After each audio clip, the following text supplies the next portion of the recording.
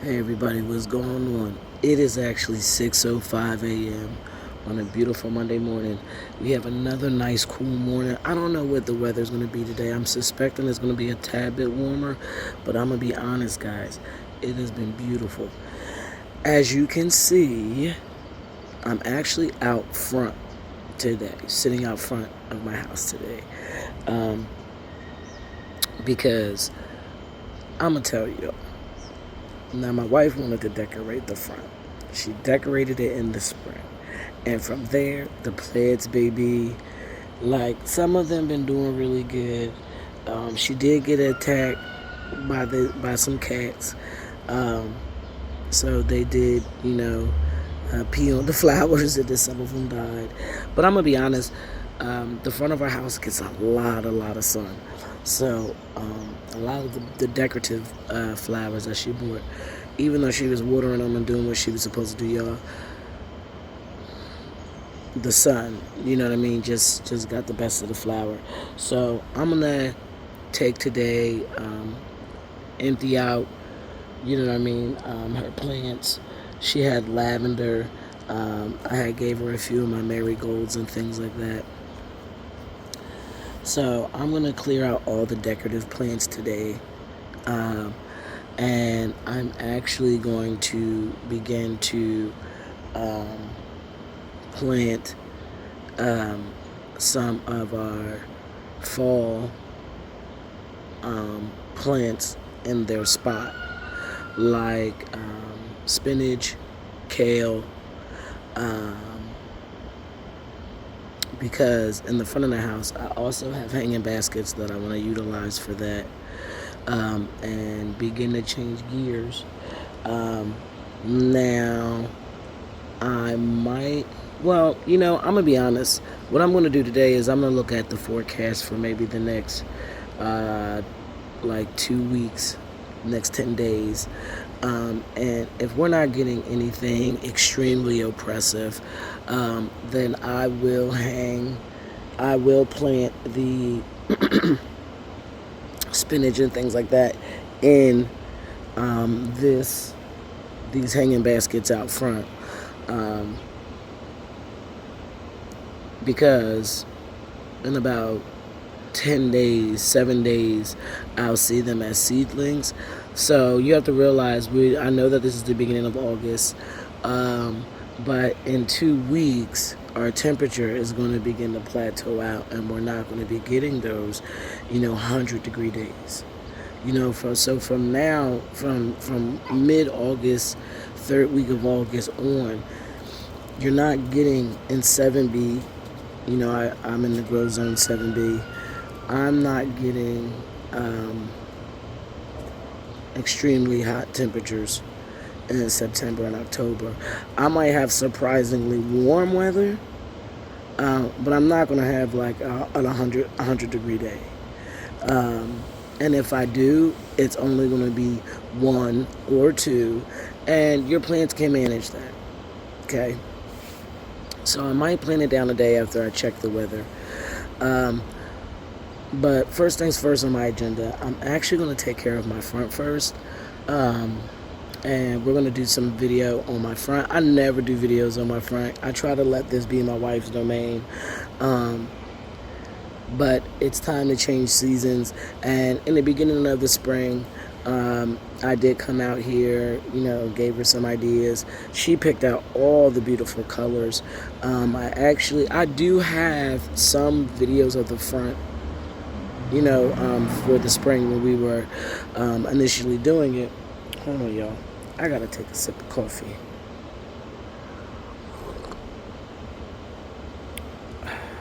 See that, right? It says Dad. To you guys, it looks like Bab, but it reads Dad. You're probably like, who's Bab? Nobody. Okay, guys. So I'm looking at my house now, trying to make a idea of what's gonna go on. My wife's tiger lilies, they kind of fell off early in the game. Soon as the sun got intense. So I'm gonna look them up and see exactly what I can do, because the stems, I'll show you guys. Let me flip this around. Um, the stems on this tiger lily. Actually, let me let you guys see. Now imagine this full of color. The top in those baskets with purple because it was all lavender. We had a lot of pink around the grapes. And if you guys look at our earlier videos, you will see this grapevine grew like crazy. Okay, it was a little teeny stick. You heard? So I'm very, very happy about how this just grew back, because I cut this back really hard to bring it out front, guys, because these containers are heavy. Okay, there's nothing light about these containers. So I knew that either way I was going to damage it transporting it from the backyard to the front yard, but I'm ready to yield some grapes because the time has arrived. So I want to have them in a little more permanent placing for the spring of 2026, because they're going to be here by then. Okay, we're going to get them in the spring, beginning of the summer next year for sure. If we don't, I don't know. Something went wrong. You know what I mean? But as far as I know right now, everything looks great. You know what I mean? Now I did feed this. I was giving it nitrogen. It's a lot of fertilizer in this thing because I had to pick it up to speed. All right, and we are getting the beginning of the bunches for the grapes. So that's, I can tell, certain vines attach, certain vines turn hard on these grapes. Here I can give you guys an example.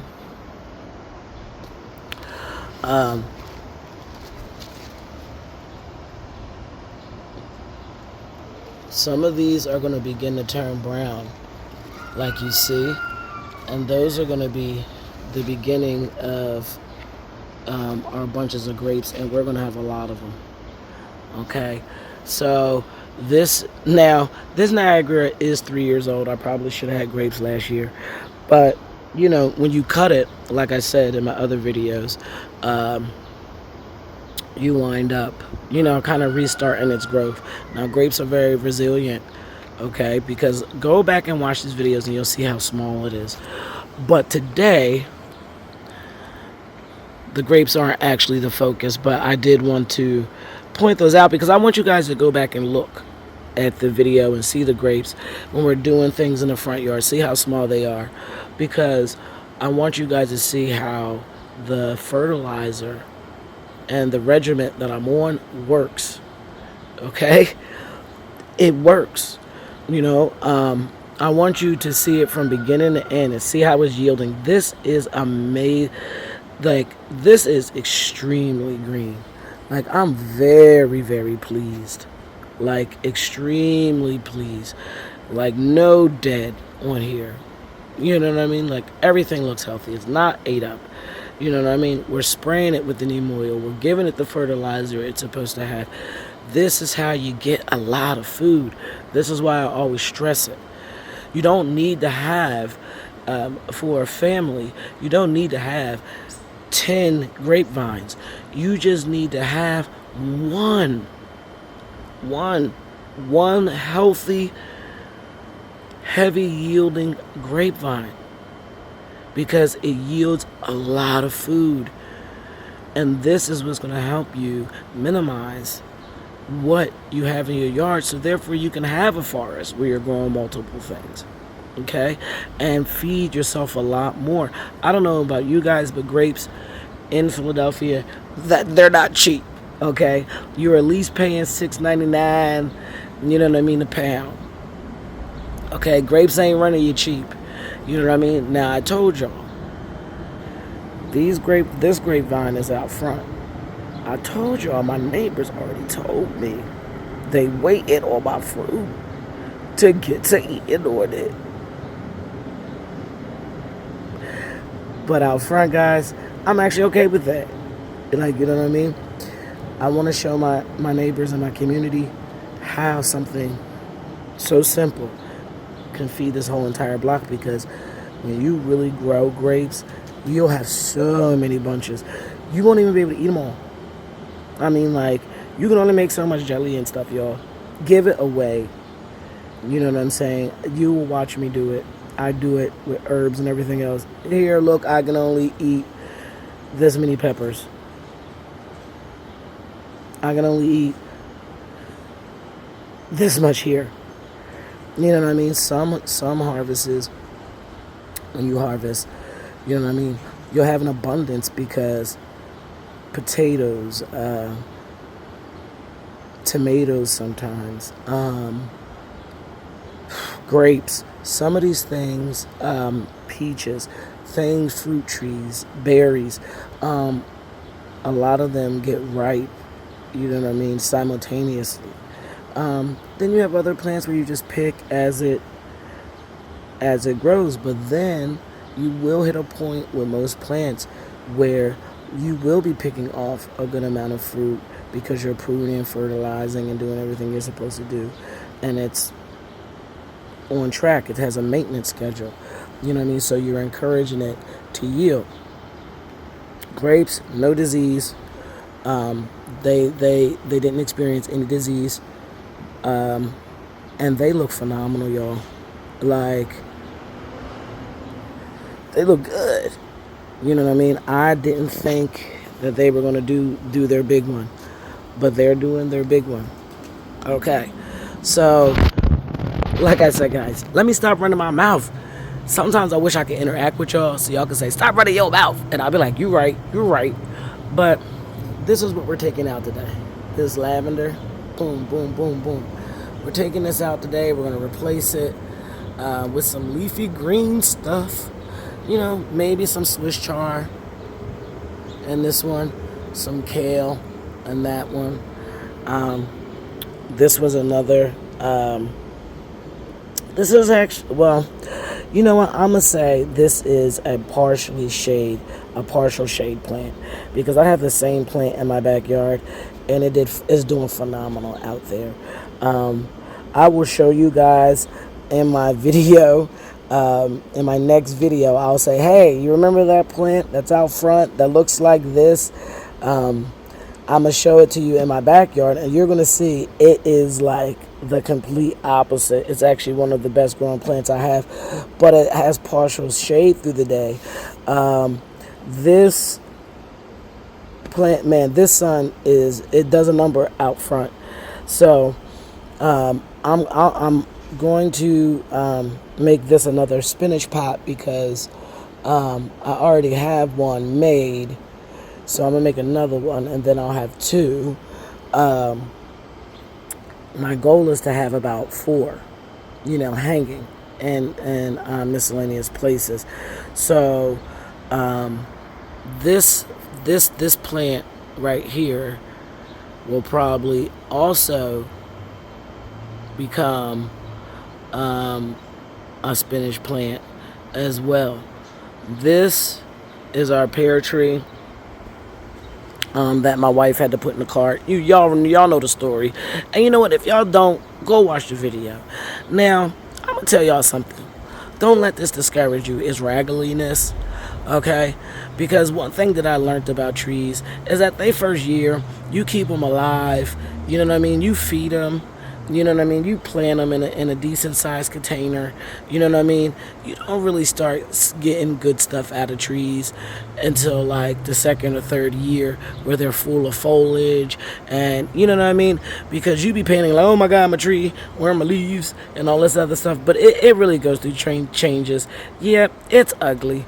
It's ugly right now. But you know what? I'm not concerned. I wanted to go through a dormant. I wanted to go through a winter. I want to winterize it. You know what I mean? And I watch next spring. This thing's gonna buzz. It's gonna be like sometimes you gotta buzz out and show ninjas.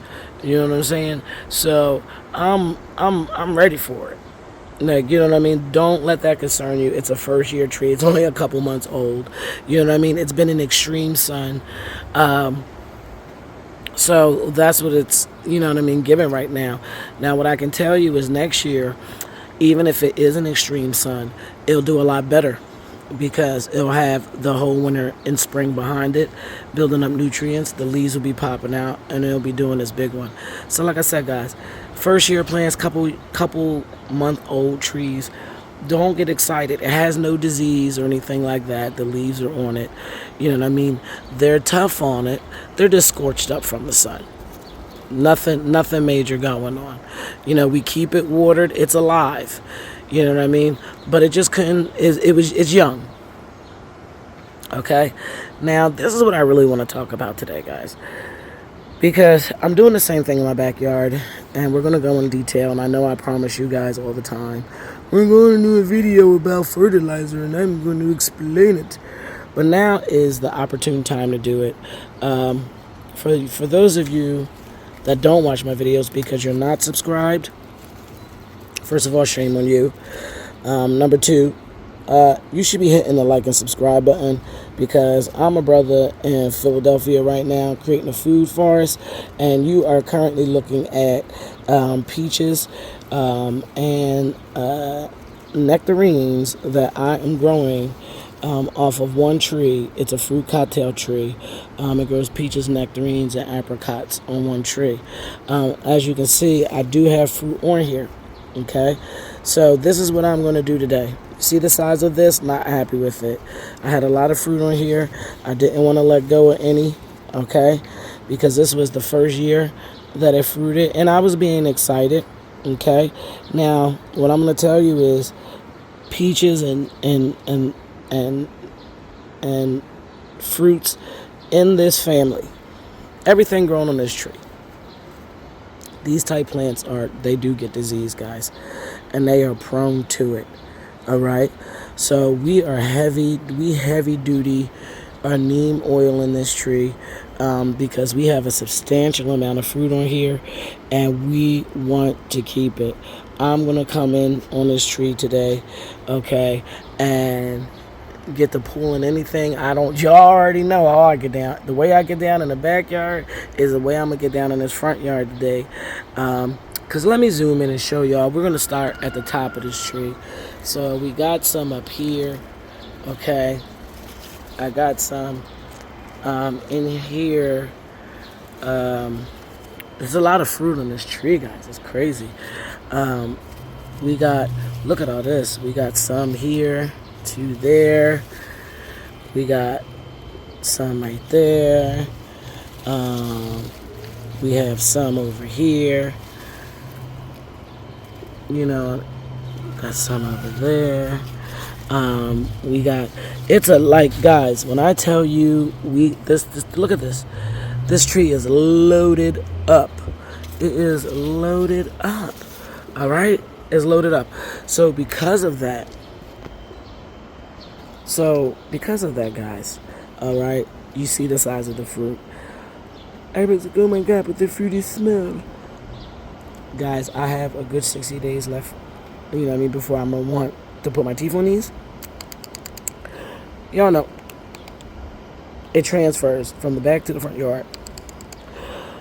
So, I'm coming out today, and now it's time to change the fertilizer regimen.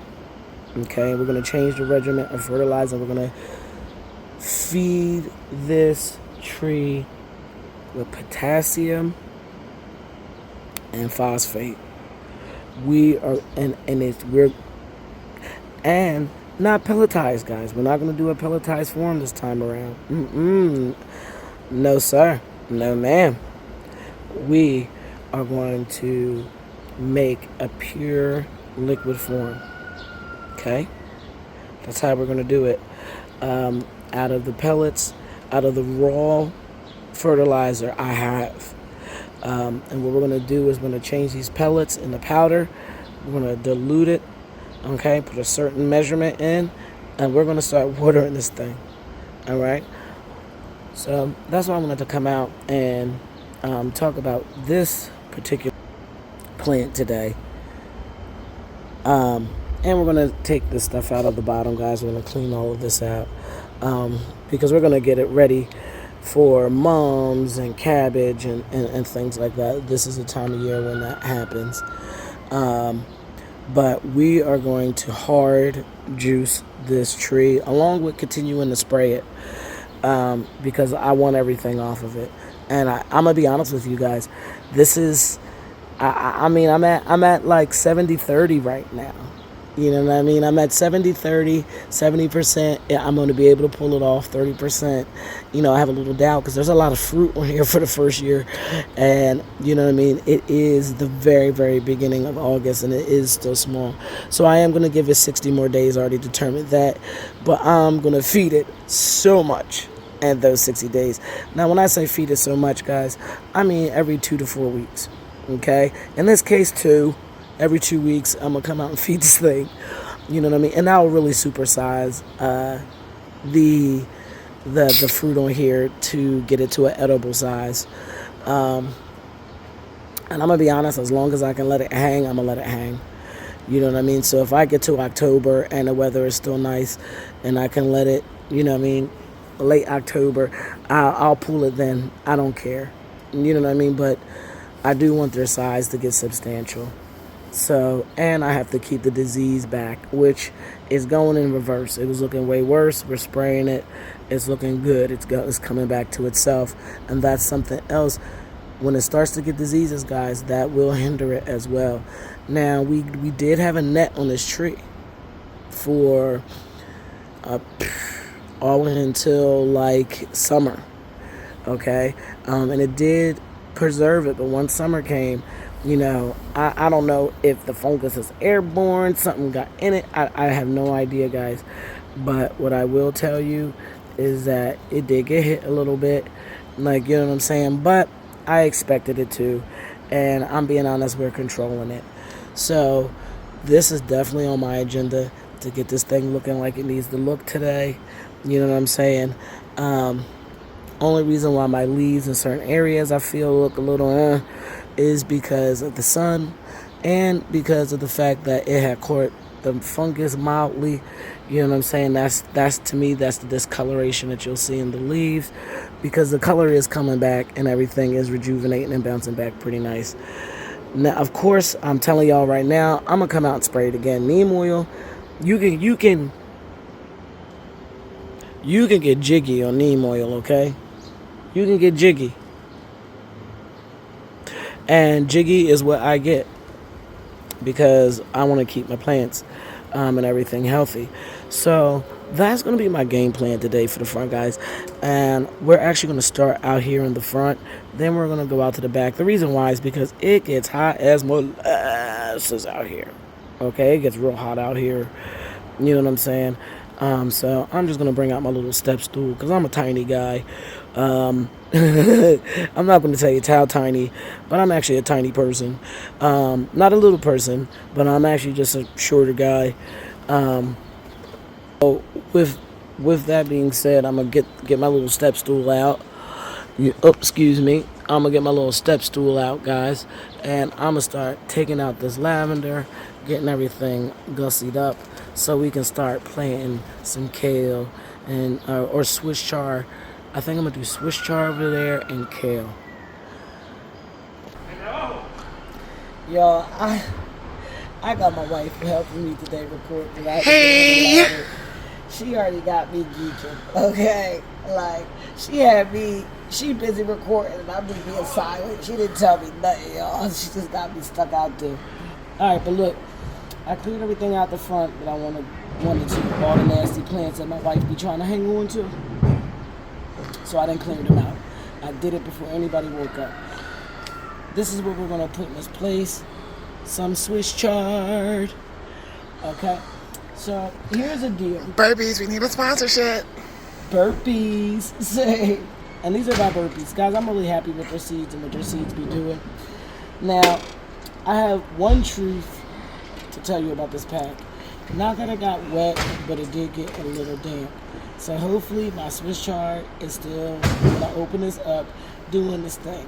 If it's not, y'all, trust me, I got tons. I think I have more Swiss chard downstairs, and I can just go grab a new pack. But I want to check it out because it was like damp in the rain, but it didn't get wet. So we're about to find out now.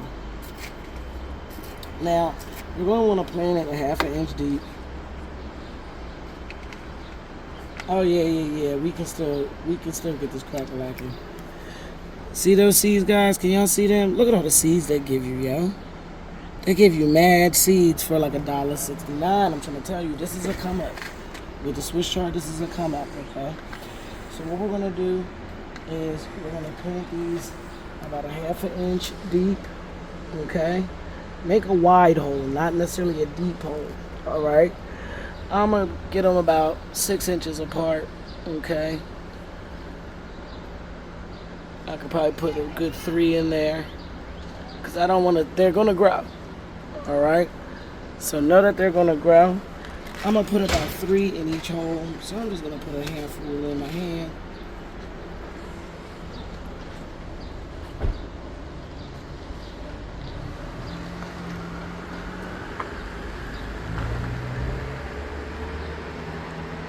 Because you're gonna thin these out, all right? Let me put an extra one in there. All right, I'm gonna thin them out. But I kind of want them to only grow in certain locations, which is where I just put it, okay?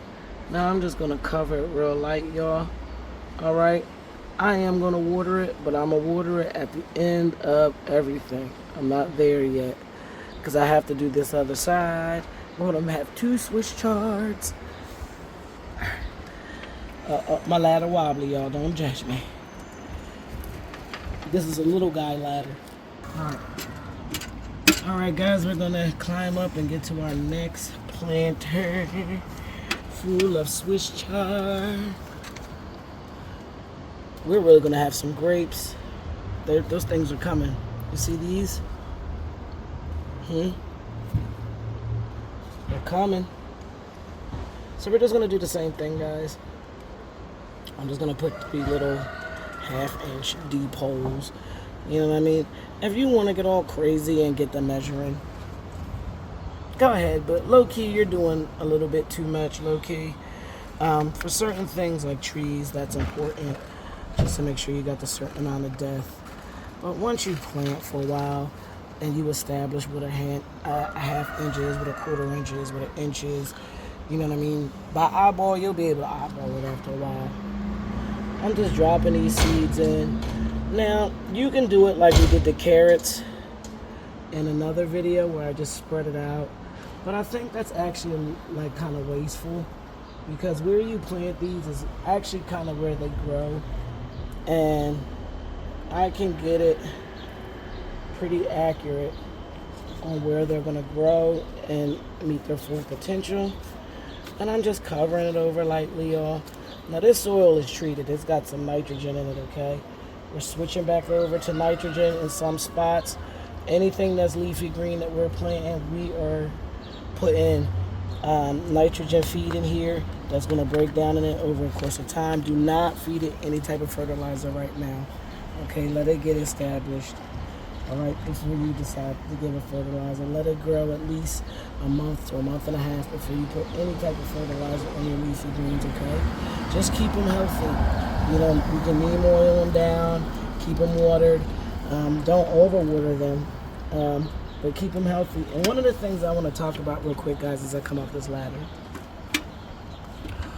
is I want to talk about full sun. Now, you have 3 different variations of full sun because you have spring plants, you have summer plants, and you have fall plants, okay? And full sun for each of those seasons has a different intensity, okay? In the spring, you're going to want to get 6 hours of sun, but the heat intensity isn't as hot as maybe July when you can plant something in full sun, okay? Now we're in August, all right? And we're getting ready for the fall. So full sun in August is different than May and June. It's not as intense. It's coming on the scale down.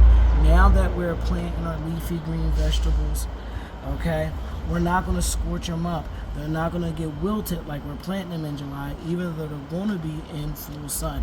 So understand full sun and what that means. It's based off of the plants that you're planting at that particular time. You have to plant the right stuff at the right time. Because full sun don't mean full sun. You know what I mean? If you're planting out of season, you're going to burn your stuff up. So right now, this is why I can, even though this area gets lots of sun, you know what I'm saying? Right now, it's transitioning to August sun. For the last 3 days, honestly, it's been way less humid, right, wife? Yeah. And the temperatures are on the decline. Like I said earlier in the video, you guys may get days where it's 100 degrees, 90 degrees, but it's not something that's going to be consistent in our Philadelphia area, like in July, like we just had in July. It was a smoky July. You know what I'm saying? So in Philadelphia, our temperatures are going to start going down, which is going to allow us to begin to plant our fall stuff right now. You want to have it in the ground by August 15th. Everything you want for in a 7B area, you're going to want it in the ground by August 15th. Right now, we're on August 4th. We are ahead of the game. We are making progress. All right? But plant this stuff with intention. Okay? Because your sun between now and harvest is going to change. Know where the sunspots are in your yard to finish growing your summer food and then incorporating your fall food into that garden. Okay? So, right now, only thing I'm going to do, guys, is I'm going to spray this stuff down with neem oil. We're going to give this tree potassium treatment. I'm going to show it to you guys. I'm going to show you guys how we do it. We cleaned out all the bottoms to these. And then we'll pretty much be done the front for the day once we water the new Swiss chard we put in. Alright, so I'm going to set up the fertilizer, guys. I'm going to set up the fertilizer. We're going to talk about it a little bit. And once we talk about it a little bit, we're going to get the show on the road. So I'll be right back. All I'm going to do now, guys, is I'm just going to water everything that I planted. I think my wife has to come out and water this stuff. But that's going to be the end of our video for the front. I do want to add that we did get one more winner plant down, which was our Swiss chard. Okay. So I think we only got 2 more so far to go, which would be kale, and I'm gonna plant some more squash. All right, because I'll be getting my squash on, real hardy plants. So for right now, that's going to be it for the front. I'm thinking maybe in the next 2 days, we're going to come out and we're going to start really decorating this, start gearing it towards the fall and the fall plants, and really add a lot of color in here. I'm actually going to add a little bit of veggie food out here, because that one hanging pot is going to match my other. It's going to be spinach. But I'm just going to connect that to the video that I already have running in the back about planting our winter stuff. You know what I'm saying? But as always, I want to thank you guys for checking me out, and I will definitely see you next time.